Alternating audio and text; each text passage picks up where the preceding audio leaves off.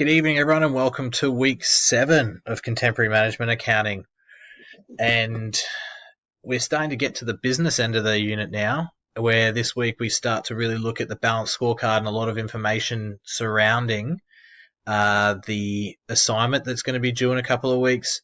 We also have an online quiz that's opened up as 9 a.m. today, and it closes on Sunday at 11:59 p.m.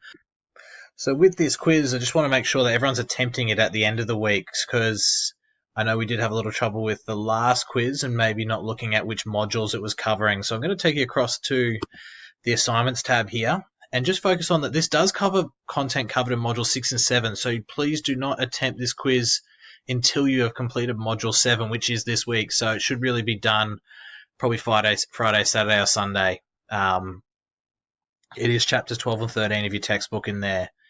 So moving on to this week, I did have some students get in touch with me saying that they wanted to bring forward Assignment 3's collab session. So we're going to bring it forward to Sunday evening at 7:30 p.m. if that suits. That's the 14th. If that doesn't suit, you still want to hold it on Wednesday the 17th, please let me know, as I do know a lot of students will be attempting the quiz that's due this week. So moving on to this week's module, here's a focus on strategic performance management systems, measurement systems.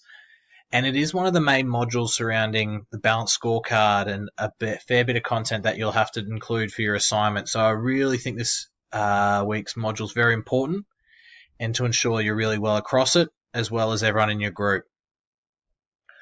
I did have a chance to go through all the check-ins. It looks like everyone's well on their way. If anyone's having any issues with the assignments, please don't hesitate to get in touch. I really encourage questions and even working through some drafts if you are stuck on anything and just getting some feedback. I'm happy to provide that ongoing throughout. I did release the marks for the practical tasks this morning.